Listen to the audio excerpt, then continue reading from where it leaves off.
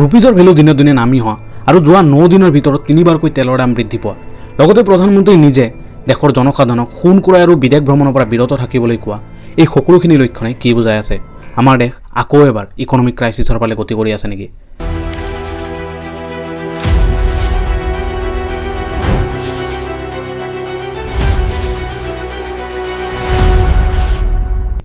আৰু এই সকলোবোৰৰ মাজত দেশৰ প্ৰধানমন্ত্ৰী নিজে বিদেশ ভ্ৰমণলৈ যোৱা এই গোটেইখিনি কিমান দূৰ যুক্তিপূৰ্ণ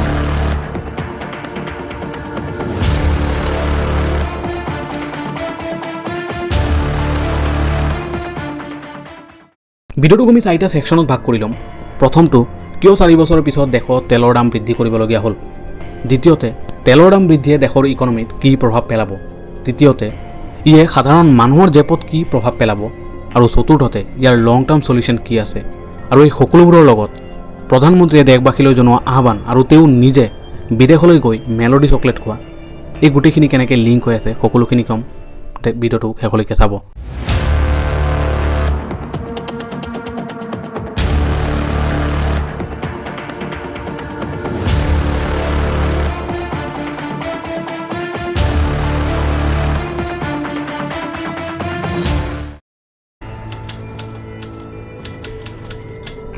ভাৰতৰ 4 বছৰৰ পিছত তেলৰ দাম বৃদ্ধি কৰিবলগীয়া পৰিস্থিতিৰ সৃষ্টি হোৱাৰ প্ৰধান কাৰণ হৈছে ষ্টেট অফ হৰমুজ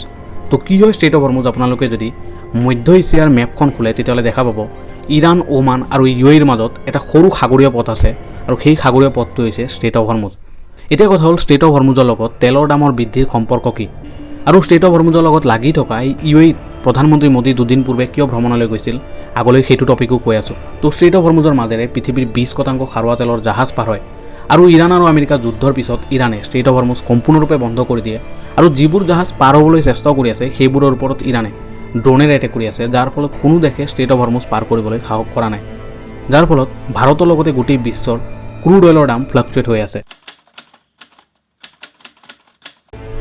এতিয়া প্ৰশ্ন হ'ল তেলৰ দাম বৃদ্ধিয়ে দেশৰ অৰ্থনীতিত কি প্ৰভাৱ পেলাব আমি সকলোৱে জানো যে ভাৰত পৃথিৱীৰ তৃতীয় সৰ্ববৃহৎ ক্ৰুড অইল ইম্পৰ্টাৰ হয় আমাৰ দেশত প্ৰতিদিনে 55 million barrel petroleum product consume কৰা হয় যাৰে 90% আমি বিদেশৰ পৰা ক্ৰয় কৰোঁ তাৰ মানে প্ৰতি 10 লিটাৰত 9 লিটাৰ আমি বিদেশৰ পৰা কিনি আছোঁ আৰু সেইকাৰণে ইণ্টাৰনেশ্যনেল মাৰ্কেটত তেলৰ দামৰ সামান্য হ্ৰাস বৃদ্ধিয়ে আমাৰ দেশৰ অৰ্থনীতিত গুৰুতৰ প্ৰভাৱ পেলায় আমেৰিকা আৰু ইৰাণৰ যুদ্ধৰ আগত তেলৰ দাম আছিল $65 আমেৰিকান পাৰ বেৰেল যি যুদ্ধৰ পিছত হৈছেগৈ $110 আমেৰিকান পাৰ বেৰেল যাৰ ফলত যুদ্ধৰ আগত য'ত আমি প্ৰতি বছৰে তেল ক্ৰয়ৰ নামত খৰচ কৰিছিলোঁ $137 বিলিয়ন এতিয়া আমি খৰচ কৰিবলগীয়া হ'ব $187 বিলিয়ন তাৰ মানে $57 বিলিয়ন আমি এক্সট্ৰা খৰচ কৰিব লাগিব ক্ৰুড অইল কিনাৰ নামত তো $57 বিলিয়ন কিমান বৃহৎ এটা নাম্বাৰ হয় আপোনালোকে যদি কল্পনা কৰিব পাৰে তেতিয়াহ'লে কৈ দিওঁ 2025-26 চনত ভাৰতৰ শিক্ষা আৰু স্বাস্থ্যৰ কম্বাইন বাজেট $30 বিলিয়ন ওচৰা ওচৰি আছিল তো ভাবি চাওক $57 বিলিয়ন কিমান বৃহৎ এটা নাম্বাৰ হয় আৰু সেই $57 বিলিয়ন আমি দেশৰ ডেভেলপমেণ্টত খৰচ কৰিব পাৰিলোঁ হয় কিন্তু এতিয়া আমি সেই টকা তেল ক্ৰয়ৰ নামত খৰচ কৰিব লাগিব আৰু এনেদৰে চলি থাকিলে দেশৰ বিদেশী মুদ্ৰাৰ ভাণ্ডাৰ খালী হোৱাৰ লগতে ৰুপিৰ ভেলু নামি যাব যাৰ ফলত বস্তুৰ দাম আৰু অধিক বৃদ্ধি হ'ব আৰু সেইকাৰণে এই ডেফিচিটক বেলেন্স কৰিবলৈ দেশৰ প্ৰধানমন্ত্ৰীয়ে অদৰকাৰী সামগ্ৰী মানে যিবোৰ সামগ্ৰী নোহোৱাকৈও আমি চলিব পাৰোঁ আৰু যিবোৰ সামগ্ৰী বিদেশৰ পৰা আমদানি কৰা হয় তেনেবোৰ সামগ্ৰী ক্ৰয় কৰাৰ পৰা বিৰত থাকিবলৈ প্ৰধানমন্ত্ৰীয়ে দেশবাসীক আহ্বান জনাইছে এতিয়া তেলৰ দামৰ বৃদ্ধিয়ে সাধাৰণ নাগৰিকৰ জেপত কেনেদৰে প্ৰভাৱ পেলাব তো এইটো একদম সাধাৰণ কথা যে তেলৰ দামৰ বৃদ্ধিয়ে প্ৰতিটো সামগ্ৰীৰ ট্ৰান্সপৰ্টেশ্যন কষ্ট বঢ়াব যাৰ ফলত প্ৰতিটো সামগ্ৰীৰে দাম বাঢ়িব আৰু ষ্টেট অফ হৰমুজৰ মাজেৰে কেৱল তেল পাৰ হৈছিল তেনেকুৱা নহয় পৃথিৱীত 30% ফাৰ্টিলাইজাৰ আৰু 20% LPG আৰু CNG গেছো এই ৰাস্তাৰে পাৰ হৈছিল যাৰ ফলত গোটেই বিশ্বত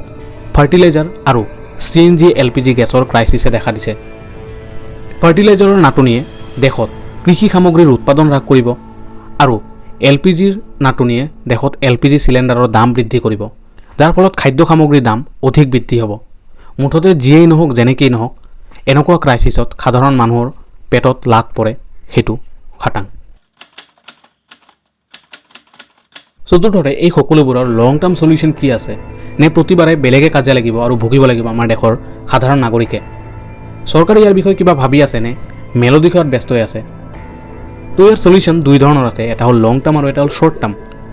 টাৰ্ম যদি ক'ব যাওঁ আমাৰ দেশৰ ফৰেন এফেয়াৰ্ছ মিনিষ্ট্ৰীয়ে বিভিন্ন ধৰণৰ ডিপ্ল'মেটিক মিটিংবোৰ অব্যাহত ৰাখিছে আৰু বৰ্তমান America, Russia, Venezuela, Nigeria, Angola, Brazil, Canada আদি বিকল্প দেশসমূহৰ পৰা ক্ৰুড অইল কিনি আছোঁ।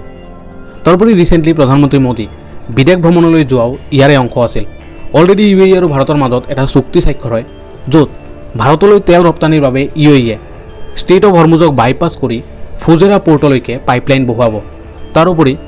UAEৰ আটাইতকৈ ডাঙৰ তেলৰ কোম্পানী এডনক মানে আবুধাবি নেশ্যনেল অইল কোম্পানীয়ে ভাৰতত $5 বিলিয়ন ইনভেষ্ট কৰি 30 মিলিয়ন কেপাচিটিৰ এটা অইল ষ্ট'ৰেজ স্থাপন কৰিব। ইয়াৰ বদলি ভাৰতে প্ৰতিৰক্ষা সামগ্ৰী আৰু টেকন'লজিত UAEক সহায় কৰিব। ইয়াতো হৈছে শ্বৰ্ট টাৰ্ম চলিউশ্যন, কিন্তু লং টাৰ্ম চলিউশ্যনৰ কাৰণে ভাৰত ৰিনিউৱেবল এনাৰ্জি আৰু মেক ইন ইণ্ডিয়াত গুৰুত্ব দিব লাগিব। নহ'লে প্ৰতিবাৰে বেলেগৰ যুদ্ধত আমি আমাৰ সাধাৰণ নাগৰিক লাট খাব লাগিব। তো ইয়াক লৈ চৰকাৰে কামো কৰি আছে, কিন্তু এইটো কামত বহুত বেছি চেলেঞ্জেছ আছে। আশা কৰোঁ এইবোৰ চেলেঞ্জক পাৰ কৰি আমাৰ দেশ এদিন শক্তি খণ্ডত আত্মনিৰ্ভৰ হ'বলৈ সক্ষম হ'ব। আৰু তেতিয়ালৈকে আপোনালোকেও সৰু সৰু নিজৰ স্বভাৱবোৰ পৰিৱৰ্তন কৰি দেশৰ গ্ৰোথত হেল্প কৰিব পাৰে। যেনেকৈ ঘৰৰ পৰা ওচৰৰ বজাৰখনলৈ যাবলৈ আপুনি ডাঙৰ গাড়ীখন নোলায়, বাইক নহ'লে চাইকেলেৰে যাওক, ঘৰৰ পৰা ওলাওঁতে লাইট ফেনৰ ছুইচটো অফ কৰি দিয়ক। তেনেকৈ আপুনিও দেশৰ গ্ৰোথত হেল্প কৰিব পাৰিব। ভিডিঅ'টো যদি ভাল লাগিছে লগৰ বন্ধু বান্ধৱীৰ লগত শ্বেয়াৰ কৰিব আৰু চেনেলটোত নতুন হ'লে চেনেলটো ছাবস্ক্ৰাইব কৰি দিব।